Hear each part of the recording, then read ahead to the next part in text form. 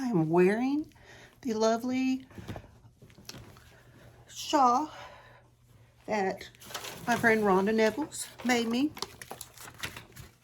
I'm also wearing it because I didn't know how to dress today. Because the other day, other people sometimes don't dress for the weather, but I do generally. But then the whole thermostat gets adjusted to their preference, and I feel like I'm going to puke and sweating. So I wore the shawl, and a long sleeve shirt, because nothing irks me more than, that's one of my pet peeves. Don't sweat me out while I'm trying to focus and work, especially behind my back. That's how it's been this week. And it kind of ties into what I have here. I found this somewhere the other day, and I sent it to myself and printed it out.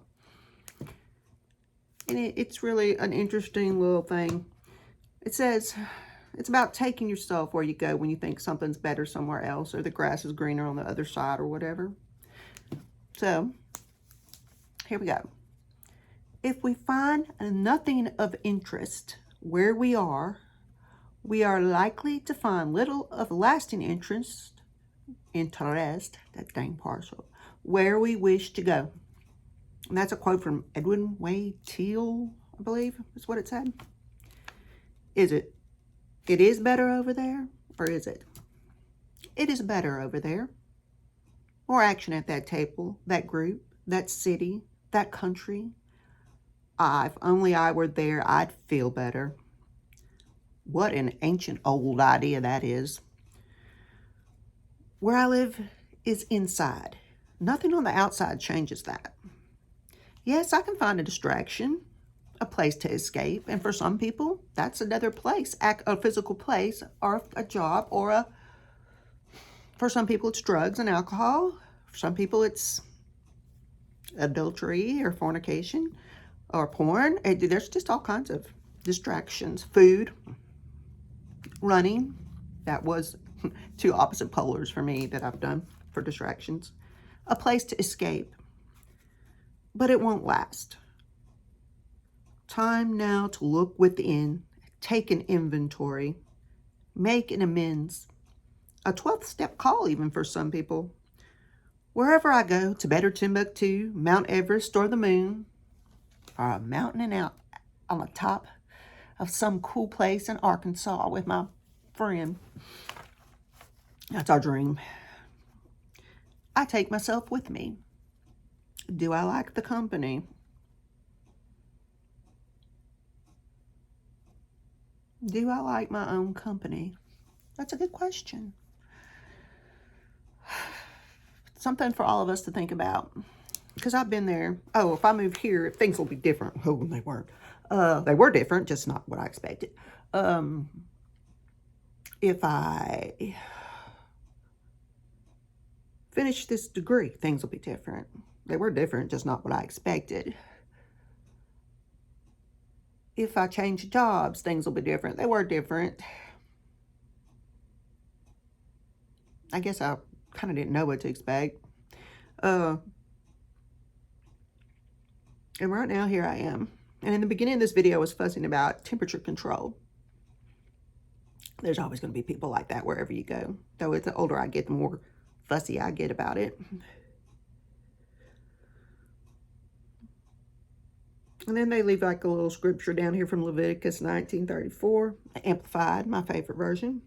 When a stranger resides with you in your land, you shall not oppress or mistreat him, but the stranger who resides with you shall be to you like someone native born among you, and you shall love him as yourself, for you were strangers in the land of Egypt. I am the Lord your God. You shall love your neighbor as yourself. Do you love yourself? You can't love your neighbor as you love yourself if you are not happy with your own company. And it takes us a while to be, some people naturally are. If I think about it, I'm not. As I get older, I prefer my own company to other people's a lot, but that's just getting older thing, set in your ways, but something to think about. No matter where you go, you take yourself with you. So even if you think if you move to that mountain somewhere in Arkansas or the Rocky Mountains even, you're taking yourself with you. And so physically you just moved yourself. So, or changing husbands, wives, girlfriends, jobs, it's all the same. You take yourself with you. And if you're not happy in here, and happy is a choice. It's not just based on your circumstances. I can choose to be happy. I mean, and then we've seen some of my videos. I ain't that happy about some things in my life. But I think myself happy, as Paul says in one of those scriptures I probably already read, in order to encourage myself.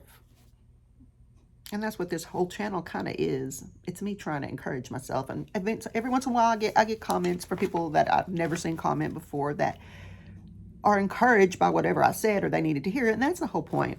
It's not about becoming monetized or anything. It's just about somebody stumbling upon it and they like it. There's a few that watch all the time. And I appreciate that. Especially Sophia.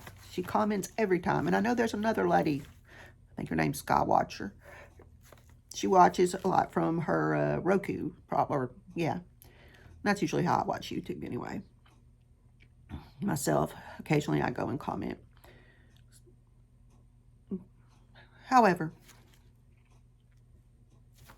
food for thought. Now I'm going to put on a smile and hope that I don't break a sweat today, even if it's 37 outside.